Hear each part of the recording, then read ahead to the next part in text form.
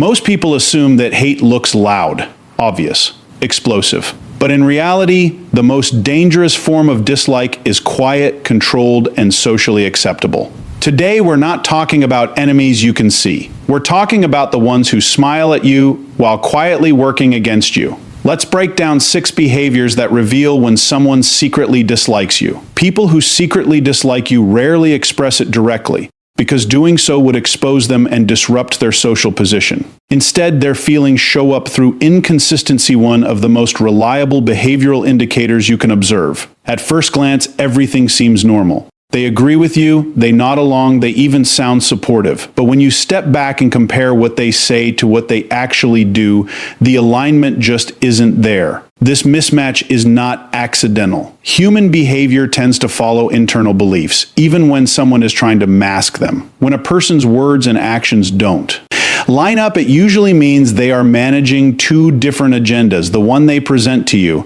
and the one they actually operate from. For example, they might tell you they'll support your idea, help with a project, or show up for something important, but when the moment comes, they delay, cancel, or deliver the bare minimum. Each individual instance can be explained away, but the pattern is what reveals the truth. One key detail to pay attention to is timing. People who are genuinely aligned with you tend to act quickly and consistently. Their behavior reinforces their words without hesitation. In contrast, someone who secretly dislikes you often creates friction. They hesitate, stall, or introduce subtle obstacles. This isn't open resistance, that's controlled distance. They want to maintain the appearance of cooperation while minimizing real contribution. Another important signal is emotional investment. When someone's words are positive, but their behavior lacks energy or commitment, it creates a disconnect. You may notice that their tone sounds encouraging, but their actions feel cold or indifferent.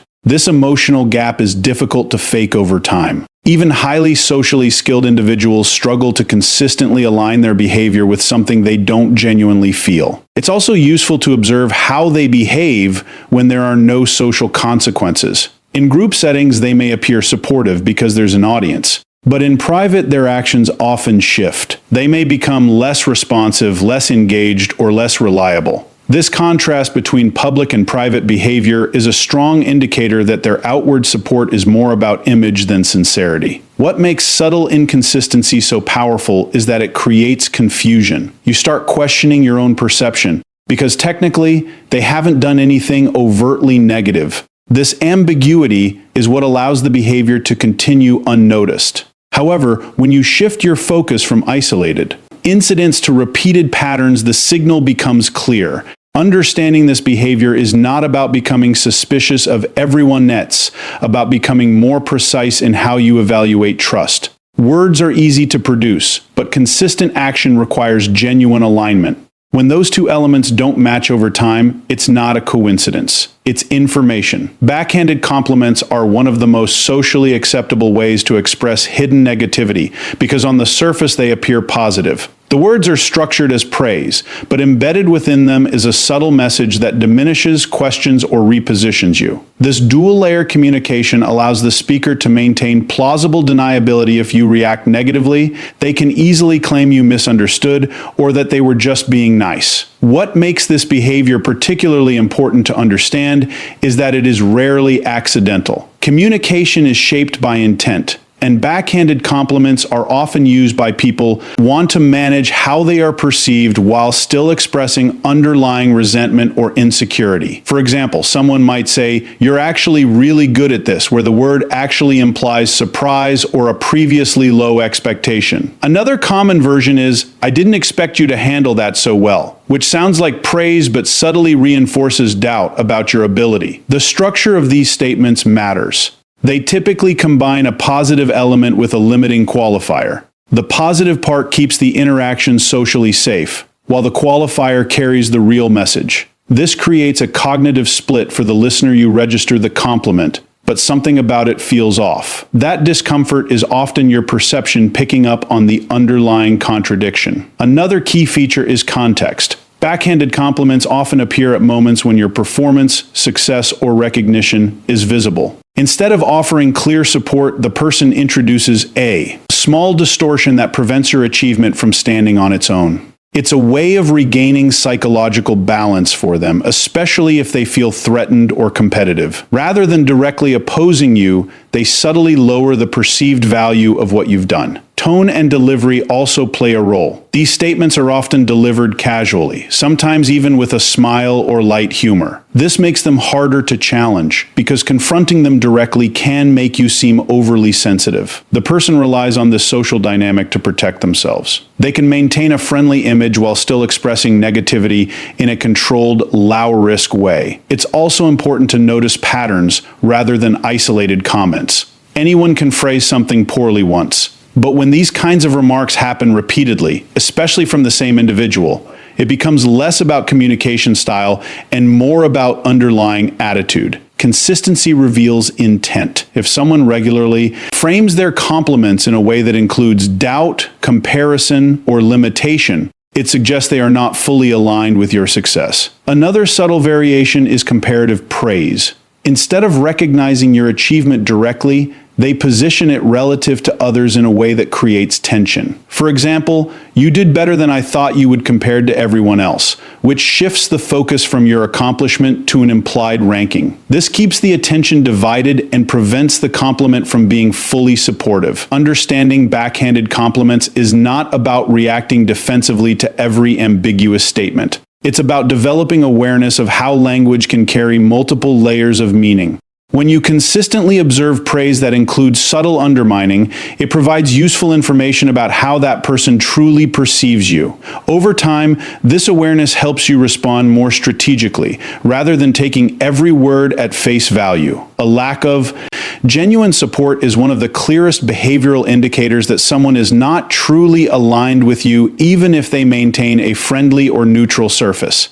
Support is not defined by what people say in comfortable moments. That's revealed by what they do when something meaningful happens, especially during your highs and your lows. When someone secretly dislikes you, they often withdraw at precisely the moments when their presence would matter most. This behavior tends to show up in two critical situations: when you succeed and when you struggle. Both situations require a level of emotional investment that someone with hidden negative feelings is unwilling to give. When you achieve something significant, a genuinely supportive person responds with energy, enthusiasm, and a willingness to recognize your effort. In contrast, someone who secretly resents you may respond with minimal acknowledgement, delayed reactions, or a noticeable lack of excitement. They might say that's great or nice job, but the response feels flat, almost procedural. The words are there, but the emotional engagement is missing. This muted reaction often comes from internal conflict. Your success may challenge how they see themselves or where they believe they stand in comparison to you. Instead of openly addressing that discomfort, they reduce their level of engagement. By not fully recognizing your achievement, they avoid reinforcing something that creates tension for them internally. It's not always conscious, but it is consistent. The same pattern appears often more clearly when you are going through difficulty. Genuine support during challenging times requires effort checking in, offering help, or simply being present. Someone who is aligned with you will naturally lean in during these moments. On the other hand, a person who secretly dislikes you tends to create distance. They may become less available, slower to respond, or entirely absent. If they do engage, it may feel superficial or brief, as if they are fulfilling a social obligation rather than genuinely caring. One important detail is that this absence is rarely dramatic. They don't announce that they are stepping back. Instead, they gradually reduce their involvement in ways that are easy to justify. They're busy, they missed the message, or they forgot to follow up. Each instance seems minor on its own, but over time, a pattern forms. When you look back, you'll notice that they were consistently unavailable when it mattered. Another aspect to observe is consistency across situations. Genuine support is stable. It doesn't fluctuate based on convenience or audience. People who truly support you show up in both public and private contexts. In contrast, someone who is managing their image may appear supportive when others are watching but disengage when there is no social benefit. This difference between public presence and private absence is a strong indicator of insincerity. What makes this behavior? A Particularly telling is that support requires choice. It's an active decision to invest time, attention, and energy into someone else. When that investment is consistently missing, it provides clear information about where you stand. It's not about expecting constant attention or help from others, it's about recognizing patterns where support is selectively withheld. Understanding this dynamic helps you evaluate relationships more accurately. Instead of focusing only on words or occasional gestures, you begin to notice who consistently shows up when it counts. Over time, this clarity allows you to direct your trust and energy toward people whose actions demonstrate genuine alignment, rather than those who maintain the appearance of connection without the substance behind it. Micro-expressions of contempt are among the most revealing signals of hidden dislike because they are extremely difficult to control. Unlike words, which can be carefully chosen and edited in real time, these briefs, facial expressions and tonal shifts happen automatically. They appear for a fraction of a second, often without the person even realizing it, and then disappear just as quickly. But in that short moment, they communicate something honest, something that hasn't been filtered or managed. Contempt itself is a very specific emotion. It's not just dislike, it carries a sense of superiority, dismissal, or quiet judgment. When someone feels contempt, even subtly, it tends to leak through in predictable ways. You might notice a slight tightening on one side of the mouth, a quick smirk, a fleeting eye roll, or a tone that shifts just enough to sound dismissive. These signals are easy to miss if you're only focused on what is being said, but once you start paying attention to how it's being said, they become more noticeable. One of the key reasons microexpressions are so important is that they bypass conscious control. Most people can maintain a polite tone and appropriate facial expressions for several seconds at a time. But when an emotional reaction is triggered, especially one tied to underlying belief set, often shows up before the person has time to regulate it. That's why these expressions are brief. They're quickly replaced by a more socially acceptable expression, but the initial reaction has already been displayed. Timing plays a crucial role in identifying these signals. Micro-expressions often appear right after a trigger, something you say, something you achieve, or even your presence in a particular context. For example, you might share good news and see a flash of tension or a half smile that doesn't match the situation. Immediately afterward, the person corrects their expression and responds positively. That brief inconsistency is where the real information is. Tone works in a similar way. Even when the words are neutral or positive, the delivery can carry subtle cues. A slight drop in enthusiasm, a hint of sarcasm, or a controlled, flat response can signal underlying negativity. These tonal shifts are often dismissed because they are easy to rationalize. But when they occur repeatedly, they form a pattern that aligns with the person's true attitude. Context also matters. In group settings, people are more likely to manage their expressions carefully, but even then, micro-expressions can slip through during moments of distraction or emotional reaction. In one-on-one interactions, these signals may become slightly more frequent, especially if the person feels less pressure to maintain a consistent social mask. Observing how someone's expressions and tone change across different situations can provide valuable insight into their genuine feelings. It's important to approach this awareness with precision rather than assumption.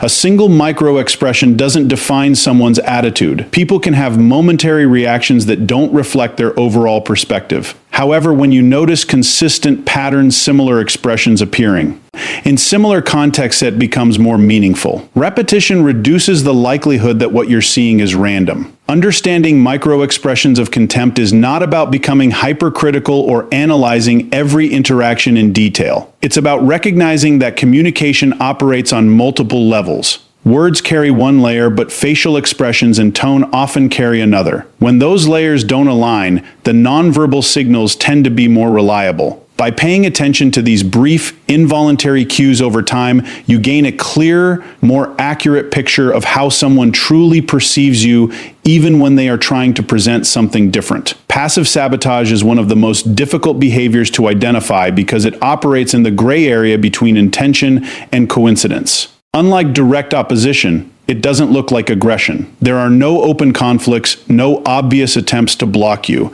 Instead, it shows up as small, seemingly harmless actions that, over time, time create friction in your progress.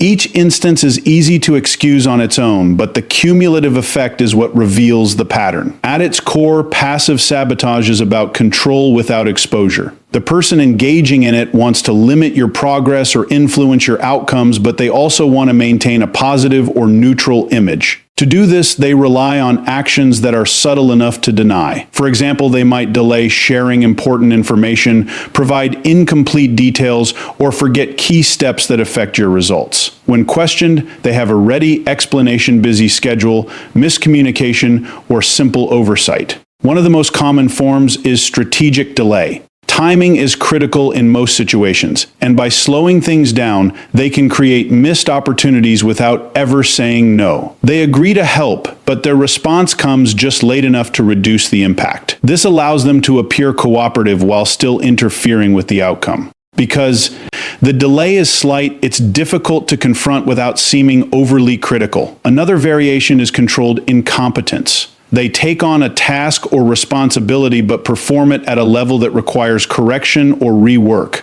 This forces you to spend additional time fixing issues or compensating for gaps. Again, the behavior is framed as a mistake rather than intent. Over time, this creates a drain on your resources while allowing them to maintain plausible innocence. Information management is also a key tool in passive sabotage. They may selectively share what you need to know, leaving out details that would help you perform more effectively. This creates a situation where you are working with incomplete data, leading to avoidable errors or missed opportunities. Because they technically did provide some information, it becomes difficult to clearly identify the problem in the moment. Another important aspect is pattern consistency. Passive sabotage rarely appears as a single, isolated event. It repeats in different forms, but with the same underlying effect of slowing you down, reducing your effectiveness, or complicating your progress. When you start to notice that setbacks consistently involve the same person, even in subtle ways, it becomes less likely that these are random occurrences. What makes this behavior particularly effective is that it creates self-doubt. Since there is no clear, direct action to point to, you may question your interpretation. You might wonder if you're overanalyzing or expecting too much. This uncertainty is part of what allows the behavior to continue. It shifts your focus away from the pattern and toward individual explanations. Context can also reveal intent. Observe how the person behaves in situations where your success is visible or impactful. Passive sabotage often increases when there is something at stake: recognition, competition, or influence. In low-stakes situations, their behavior may appear normal, which makes the pattern harder to detect unless you compare across different contexts. Understanding passive sabotage is not about assuming negative intent in every mistake or delay. Everyone makes errors, and not every inconvenience is deliberate. The key difference lies in repetition and outcome. When small actions consistently produce the same limiting effect, and those actions are tied to the same individual, it provides useful information. Recognizing this pattern allows you to respond more effectively. Instead of confronting isolated incidents, you can adjust how you rely on that person, verify critical information, and reduce opportunities for interference. Over time, this shifts the dynamic, limiting the impact of their behavior without requiring direct conflict. Information gathering without reciprocity is a subtle but powerful behavioral pattern that often goes unnoticed because on the surface it can look like curiosity or interest. The person asks questions, engages in conversation, and appears attentive. But when you step back and examine the interaction more closely, you'll notice an imbalance. They consistently extract information from you while offering very little about themselves in return. This imbalance is not random. In most natural conversations, there is a rhythm of exchange. One person shares something, the other responds with something of similar depth, and the interaction builds mutual understanding. When someone repeatedly breaks this pattern, it suggests a different objective. Instead of connection, their focus is on collection. Information becomes a resource, and they are gathering it without creating equal exposure. One of the key indicators is the type of questions they ask. They often go beyond surface-level topics and move towards specifics: your plans, your goals, your challenges, your strategies. These are areas that provide insight into your decisions and behavior. At the same time, when the conversation shifts toward them, their answers tend to be vague. Brief or redirected. They may respond with general statements or quickly turn the focus back to you, maintaining control of the information flow. Another important detail is how they use timing. They tend to ask more questions when you are in a position of change, starting something new, working toward a goal, or dealing with uncertainty. These moments provide valuable insight into your direction and vulnerabilities. By gathering information during these periods, they increase their awareness of your situation without revealing their own position. This pattern also creates a psychological effect. When someone asks you questions, it naturally encourages you to open up. You may feel that they are interested, engaged, or supportive. This perception lowers your guard, making it easier to share details you might otherwise keep private. Meanwhile, because they are not sharing at the same level, the interaction becomes one-sided without immediately feeling that way. Control is a central element here. By knowing more about you than you know about them, they maintain an informational advantage. This doesn't always mean they will use it directly against you, but it does give them flexibility. They can adjust their behavior, anticipate your decisions, or position themselves more effectively in relation to you. The lack of reciprocity ensures that you don't have the same level of insight into them. It's also useful to observe how they respond when you reverse the dynamic. If you begin asking more detailed questions, you may notice subtle deflection. They might give short answers, change the subject, or respond with humor to avoid depth. This resistance to sharing is consistent with the overall pattern. They are comfortable receiving information but less willing to provide it. Context matters as well. In group settings, they may appear engaged with multiple people, which can mask the imbalance. But in one-on-one interactions, the pattern becomes clearer. Over time, you may realize that you know very little about their actual intentions, plans, or perspectives, despite having had many conversations. Understanding this behavior is not about avoiding all questions or becoming closed off. It's about recognizing when curiosity is not mutual. Healthy interactions involve balanced exchange where both people contribute and reveal information at a similar level. When that balance is consistently missing, it provides insight into the nature of the relationship. By paying attention to this pattern, you can make more informed decisions about what you share and how you engage. You don't need to confront the behavior directly. Instead, you can adjust your level of openness to match theirs. Over time, this creates a more controlled and intentional flow of information, reducing the likelihood that your openness is being used without equal transparency in return.